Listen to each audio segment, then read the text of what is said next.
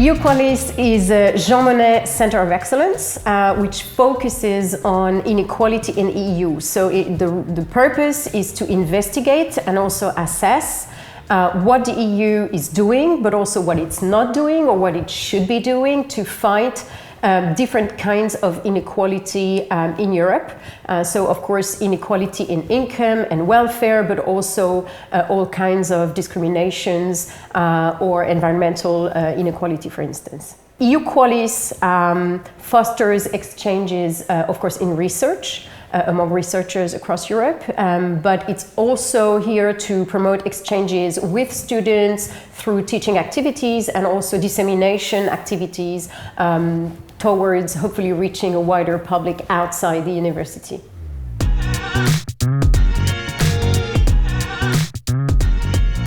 Within the Centre of Excellence, we have a combination of activities ranging from research, teaching and dissemination to a wider audience. One example that I can give is a series of guest lectures that focuses on health and the way the EU may, through its policy, funding and/or different initiatives, contribute to a better access to health and correct inequalities that may exist within territories or across member states in access to health, for instance. One of the main activities in EUqualis has been a conference that we organized in 2022 and in 24 as well, which is called Ideas. It is an interdisciplinary conference gathering over 50 scholars, political scientists and lawyers to discuss inequality and the role of the EU and its policies and its law, its regulations in fighting inequalities. Those have been really fruitful and extremely stimulating conferences. And on the basis of the first conference, we now have an edited book, which is coming out soon, where we have gathered some of the very best contributions relating to the role of the EU in anti-discrimination, in the European welfare model, and in issues relating to mobility and inequality. I've been involved in this project in different ways over time. So this year, for instance, I'm one of the members of the scientific committee of the Ideas Conference. So I'm participating in the conference in this way. In the past, I was attending the conference as a participant, and I'm also one of the authors of the book Inequality in the European Union, that is an edited volume by Amandine, Crespy, and Chloé, Brière. And in this specific book I'm contributing a chapter on intersectionality in the Union of Equality. For example, we had Béa Cantillon for our inaugural lecture this year. And it was a fascinating keynote speech by someone that has a huge experience in EU social policy, that has so much to say about our current challenges with inequalities and even sort of the life of the EU as a whole, and especially now that she has been particularly involved in the policies of just transition in the EU, linked to the Green Deal, trying to make this link between environmental policy and other types of social policy. So having these type of actors that have such prestige, that have such huge contributions to the literature, that have such a capacity to do public outreach, coming to our lecture rooms and telling our students what they are working on, how they see the world. That's really sort of a privilege that we have because of EUqualis. I first organised 2 lectures inviting 2 speakers from abroad, from the United Kingdom. One Professor Maria Lee, who talked about inequalities and public participation in environmental matters, and she talked about the concept of environmental democracy. And the second lecture was given by Sanja Bogojevic from the University of Oxford, who gave a lecture on access to raw materials in the European Union and what inequalities that implies. And the second stream of my activities for the project include writing one chapter for an edited collection where I looked at the interplay between climate inequalities and public participation in decision making. An activity that I was involved in 2023 at the beginning of the project was linked to my role as co-coordinator of the EULB Equality Law Clinic, where we take students out of the lecture theatres and we offer them the opportunity to engage with real-life practical legal problems and with a specific focus on anti-discrimination perspectives, fundamental rights protection. And I led the students in a couple of projects that looked into the rights of migrant workers who come to Belgium and across Europe. And from that engagement with the students and as my role as co-coordinator, we contributed to a World Café on legal clinics that was part of the EUqualis project. And there we talked about the best practices of running legal clinics in universities, some of the challenges that we encounter as adopting this different type of academic activity, but also some of the advantages that we see for students who then progress into their professional career at the end of their master's degrees. Within the Centre of Excellence, we created the podcast that is linked to the Institute of European Studies of the ULB, which is called Making Sense of EU. And through this podcast, we had the chance to share our research on EU and inequality. And what we are very pleased with is that the students of the Institute also launched their own podcast, Talking with EU, in which they also tackled issues related to the EU and inequalities. And for instance, one of their most recent episodes was about, for instance, the way students' populations were unequally affected by the COVID-19 pandemic. And it's a way for us to show how the research that we carry out is also in touch with very concrete and practical consideration for our students.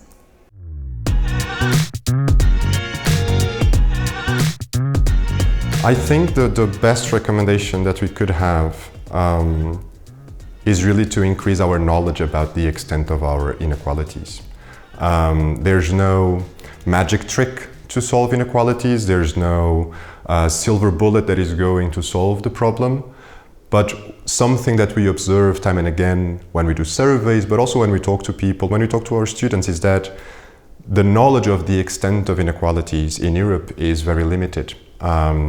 We tend to be somehow dumbfounded by grand narratives of Europe is the most equal continent, we have the most equal societies, we've never been such equal societies in the past. Which might be true, but that does not mean that we don't still have fundamental problems with inequality. And a lot of this has to do with just knowing where you are in the wealth distribution, knowing where you are in the income distribution, for example, sometimes is something of epistemic shake-up when we think about inequalities. That, on the one hand, knowing more about inequalities, but also understanding that inequalities are complex phenomena. We should not just talk about economic, material inequalities, but there are gender-based inequalities, there are ethnicity-based inequalities. There's such an array of inequalities that typically that typically compound, that typically accumulate. Usually inequalities are much more overlapping than we think.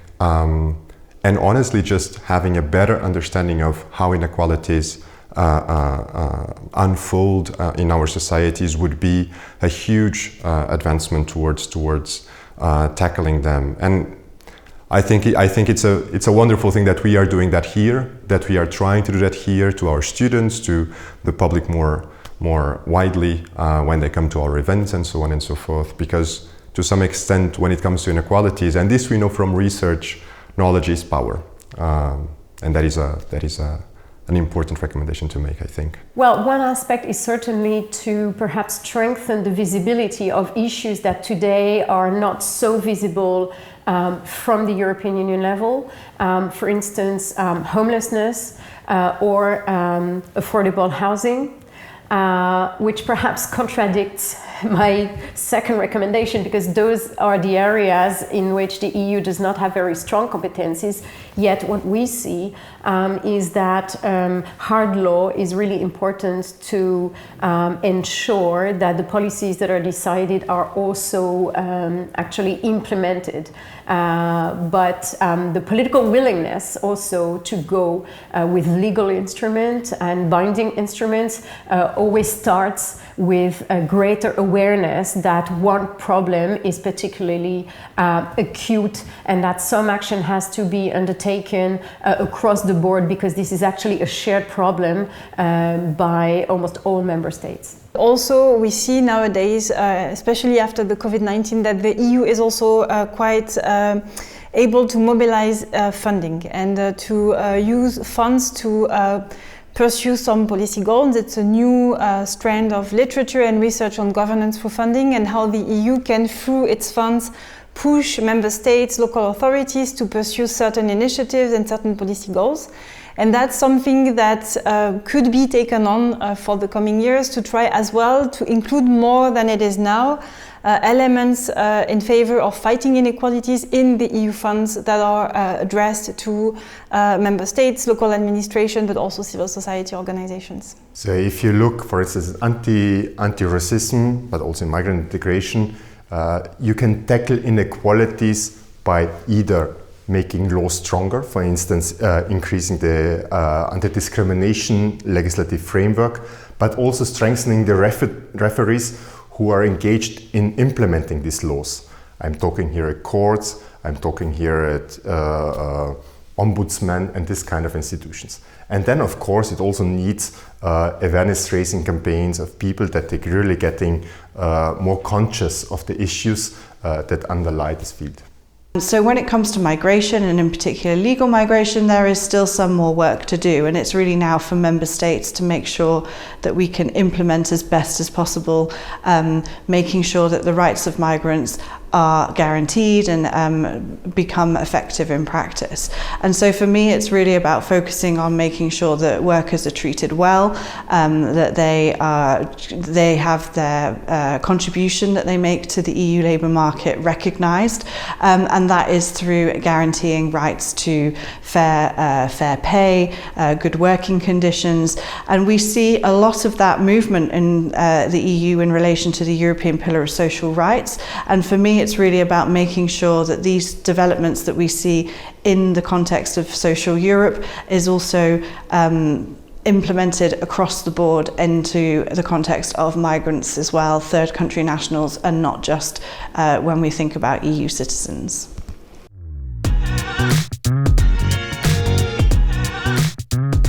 My research pertains to the governance of social policy, also relating to economic policy at European level. So the ways in which the EU enacts directive or also soft law to try and combat inequality. So for example, I'm currently working together with other colleagues on a paper on the EU directive on platform work, which aims to improve the social rights and the social protection of people working for platforms. And many of them, actually most of them, are independent workers, but most of the time they're also fake independent workers, and they enjoy no social rights while they're very much subordinated to the platform. So that has been an ongoing negotiation within EU institutions over the past 2 years.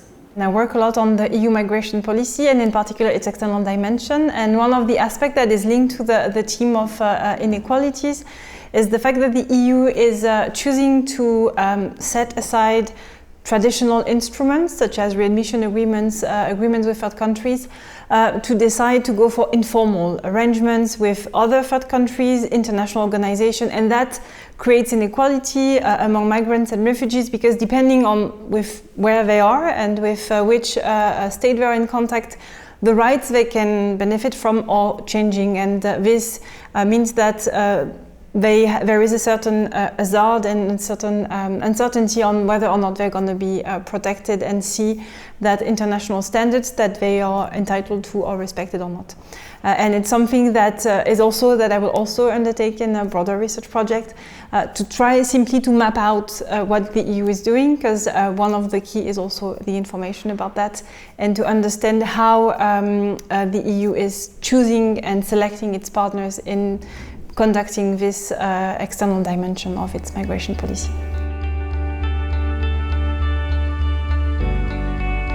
In my research, I focus on some industrial sectors, such as the coal industry, for instance. And one of the paradoxes of the European integration is it starts with the European coal and steel community. And after 5 years of existence, the coal sector started to decline. So in my research, one of my ambitions was to understand how we can praise the European integration process and the modernization of industries, EV industries also.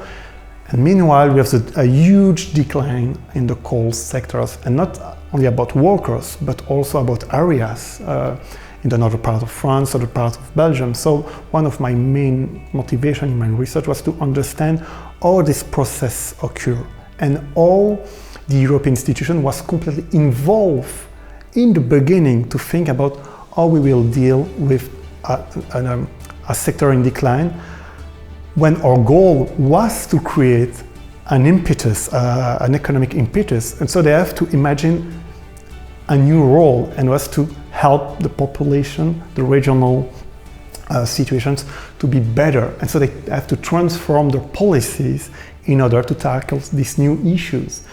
And in a way, they transform completely the role, and that's perhaps something that we can still continue to develop, thinking the European Union, not as something built, but something has to be also changed, and changed also by the institution themselves. And that's part of my, one of my research topics, creating more equalities in a situation of inequalities. My research interest mostly concern public participation and environmental democracy. I am interested in climate change, so I looked at climate change participation, how people engage with decisions in that area. And recently I moved into the topic of the just transition, and I'm interested in how participation is approached by institutions and in particular the European Union. And in that context, in the just transition, the focus is on social inequalities, and so that's how I linked my research with the focus of the project.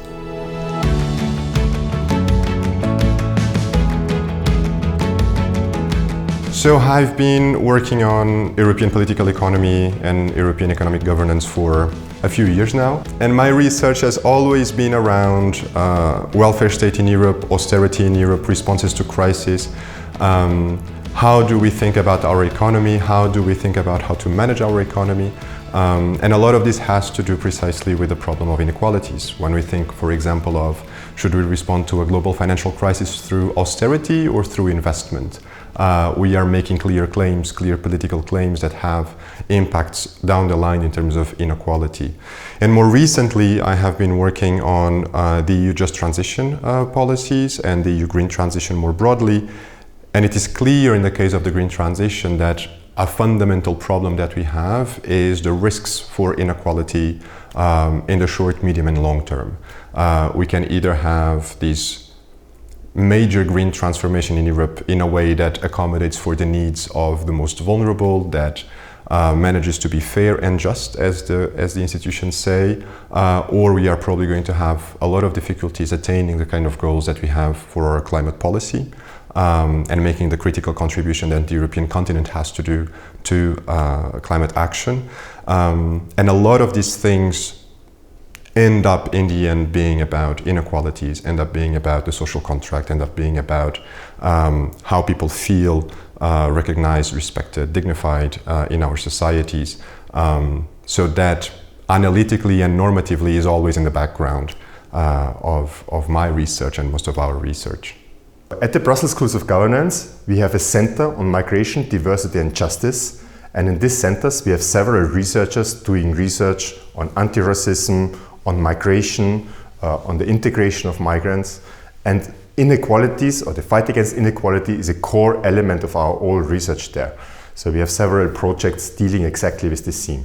With this involvement, I've started working again on more the EU equality policy agenda, EU institutions. So in a way, this has allowed me to go back to some previous research interests that I had put aside for a while.